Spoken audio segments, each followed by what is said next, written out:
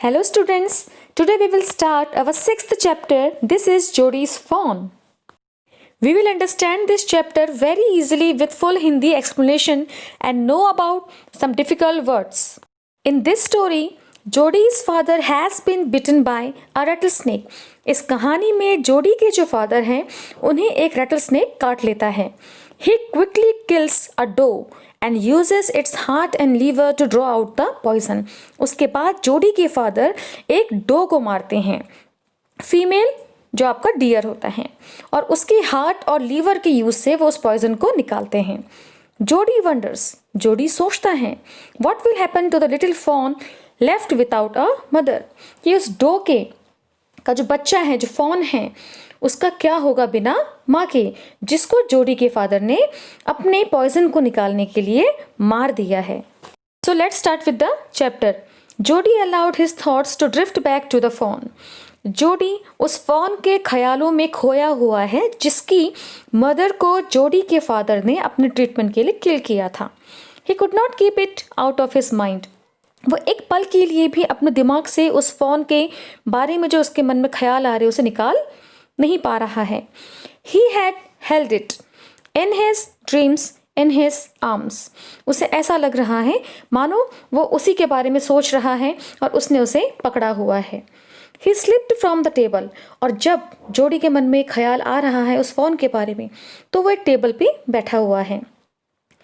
Slipped from the table. वो अचानक से टेबल से उठता है and went to his father's bedside. और अपने फादर के पास जाता है. Penny lay at rest. Penny. Who is Penny? Penny कौन है? जोडी के फादर का नेम है, जो कि बिस्तर पे लेटे हुए हैं. His eyes were open and clear. उनकी आंखें खुली हैं और बिल्कुल साफ हैं. But the pupils were still dark and dilated. लेकिन जो उनकी आंखों का pupils, जो वाइट वाला पोर्शन है, उसमें अभी भी थोड़ा सा डार्क कालापन दिख रहा है. And dilated, और उनकी जो आंखें हैं, dilated मीन्स होता है बड़ा, एनलार्ज यानी बड़ी बड़ी लग रही है. जोडी सेट, उतने में जोडी अपने फादर से कहता है, हाउ आर यू फीलिंग पा, कि आप अभी कैसे हैं. Just fine son. जोडी के फादर कहते हैं, बस ठीक ही हूँ. Old death has gone thiefing elsewhere. Old death यानी जो मेरी मौत थी वो आके कहीं और चली गई है. But wasn't it a close shave? लेकिन तुम्हें ऐसा नहीं लगता कि मेरी जो मौत है a close shave, बहुत ही नज़दीक से गई. I agree. जोडी कहते हैं, हाँ मैं इस बात से सहमत हूँ. Penny said. तभी उसके फादर कहते हैं, I am proud of you, boy. मुझे तुम पे गर्व है. The way you kept your head and did what was needed. The way you kept your head.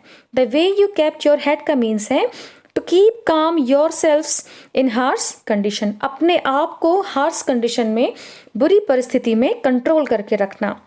तो जिस तरीके से तुमने अपने आप को कंट्रोल करके रखा, and did what was needed, और वही क्या जो तुम्हें करना चाहिए, तो इसलिए मैं तुम पे गर्व करता हूँ, ऐसा जोडी के फादर ने जोडी से कहा. पा, yes son. Pa, do you recollect the doe and the fawn. तभी जोडी अपने फादर से कहता है, डू यू रिकलेक्ट. रिकलेक्ट का मीन्स यहाँ है टू रिमेंबर, याद करना. क्या आपको उस डो और उस फोन के बारे में याद है. I can never forget them. तभी जोडी के फादर कहते हैं, मैं उन्हें कभी नहीं भूल सकता. The poor doe saved me. उस डो की वजह से आज मैं जिंदा हूँ. That's certain. और ये बात बिल्कुल सच है. Pa, the fawn may be out there yet. हो सकता है, अब जोडी अपने फादर से कह रहा है कि हो सकता है कि वो उसका जो बच्चा है फॉन, वो क्या पता अभी भी वहाँ हो. It might be hungry and very scared. हो सकता है वो बहुत ज़्यादा भूखा हो और बहुत ज़्यादा स्केयर्ड, डरा हुआ हो. I suppose so. तभी जोडी के फादर कहते हैं, मुझे भी ऐसा लगता है. Pa, I am a big boy now and don't need to drink milk. अब मैं काफ़ी बड़ा हो गया हूँ. Why don't I go and see if I can find the phone? तो मैं क्यों नहीं जा सकता हूँ और उस फोन को ढूंढ के ला सकता हूँ. And bring it here and raise it. मैं उस फोन को यहाँ ले आऊँगा. And raise it. Raise it का मतलब यहाँ है पालना, और मैं उसे पालना चाहता हूँ.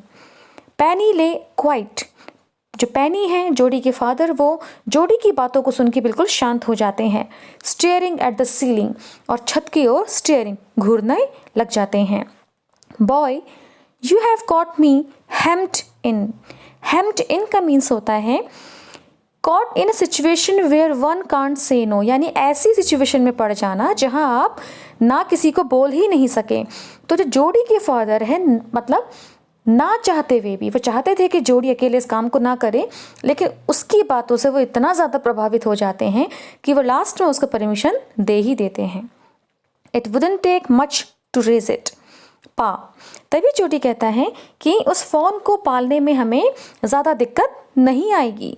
It will soon start eating leaves and acorns, क्योंकि बहुत जल्द वो पत्ते और एकॉर्न्स, एकॉर्न्स बलूत के पेड़ के जो बीज होते हैं उसे कहा जाता है, सीड्स को यहाँ आपके बुक में दिया भी है, स्मॉल ब्राउन नट्स को कहा जाता है। तो धीरे धीरे वो लीव्स और एकॉर्न्स खाना शुरू कर देगा, तो हमें उसको पालने में ज़्यादा दिक्कत नहीं आएगी। You are smarter than boys of your age. तभी जोडी के फादर कहते हैं कि अपनी एज के बच्चों से तुम ज़्यादा स्मार्ट हो, होशियार हो। We took its mother and it wasn't to blame. We took its mother, यानी हमने उससे उसकी माँ छीनी है। And it wasn't to blame, तो इससे क्या होगा कि उस फ़ोन के लिए जो हम एक तरीके से हमें ऐसा लग रहा है कि नहीं हमने गलती की है, वो भी हमारे मन में नहीं आएगी और ना ही वो फ़ोन फिर हमसे ब्लेम कर सकता है। Surely it seems ungrateful to leave it to starve. ये तो बिल्कुल एहसान फरामोशी वाली बात हो जाएगी। To leave it to starve, starve means होता है भूखे मरना, कि उस फ़ोन को हम ऐसे ही जंगल में भूखे रहने दें। Son, I can't say no to you. मैं तुम्हें ना नहीं कह रहा हूँ, जोडी के फादर ने जोडी से कहा। I never thought I would live to see another day. मुझे नहीं लगता कि अगर उस दिन उस डो की वजह से मेरे शरीर से रैटल स्नेक का जहर नहीं निकलता तो शायद मैं दूसरा दिन देख ही नहीं पाता। Can I right back with Millville and see if I can find it. Now who is Millville? Millville उनके ही फैमिली का एक पुराना मेंबर है। And see if I can find it, तो मैं, जोडी कहता है अपने फादर से कि मैं मिलविल के साथ जाऊंगा और उसे ढूंढ के लाऊंगा। टेल योर माँ I said you can go. अपनी माँ को बता दो मेरी तरफ से तुम्हें हाँ है। जोडी खुश हो जाता है। ही sidled back to the table and sat down. His mother was pouring coffee for everyone. तभी जोडी वहाँ से जाके दोबारा टेबल पे बैठ जाता है जहाँ उसकी मदर सबके लिए कॉफ़ी रख रही थी। He said, माँ, Pa says I can go bring back the phone. तभी वो अपनी माँ को इन्फॉर्म करता है, बताता है कि पापा ने मुझे उस फ़ोन को लाने की परमिशन दे दी है। She held the coffee pot in mid air. ऐसा सुन के जोडी की मदर के हाथ में जो उनका टी पॉट था वो हवा में वैसे ही रुक जाता है। उन्हें शॉक्ड लगता है। What phone? क्या फ़ोन?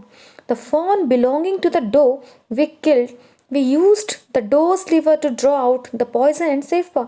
हाँ, मैं उसी फ़ोन की बात कर रहा हूँ जिस डो को पापा ने किल्ड किया था और जिसके लीवर और हार्ट का यूज़ करके अपने पॉइजन के इफ़ेक्ट को कम किया था और जिसकी वजह से आज पापा बचे हैं।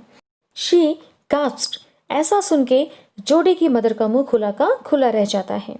वेल फॉर पिटी शेक, भगवान के लिए। Pa says it would be ungrateful to leave it to starve.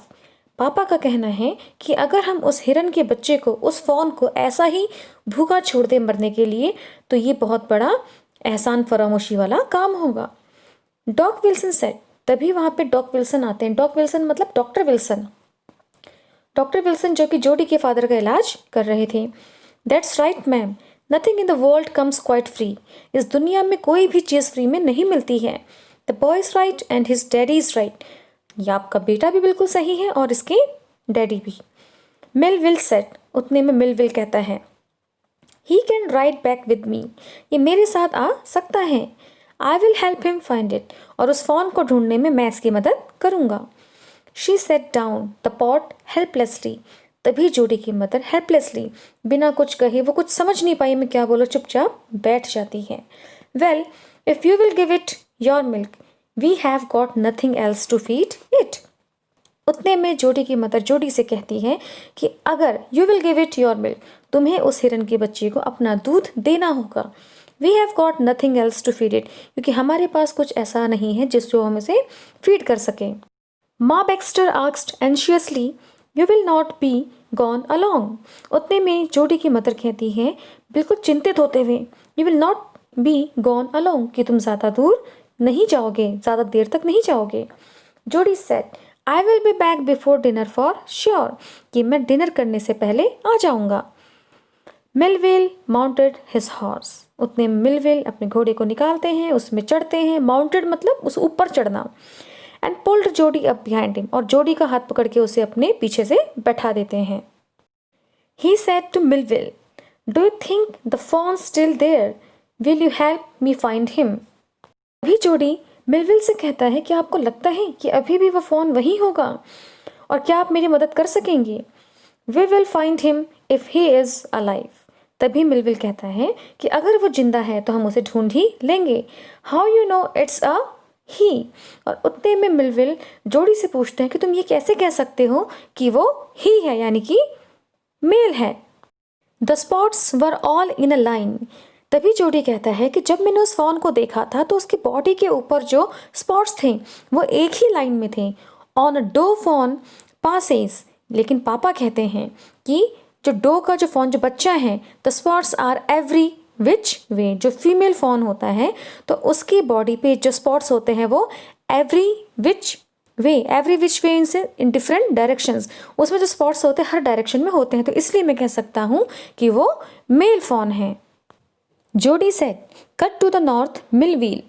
It was up here that Pa got bitten by the snake and killed the doe, and I saw the fawn. तभी जोडी Millville को बताता है कि यहाँ से उधर उस डायरेक्शन में जाओ जहाँ पापा को उस स्नेक ने काटा था और जहाँ पापा ने उस डो को मारा था और मैंने उस फॉन को यहाँ देखा था। Now there is a comprehension check exercise in page number 90 in your book. इस एक्सरसाइज को आपको अपनी फेयर नोटबुक में करना है। Thanks for watching.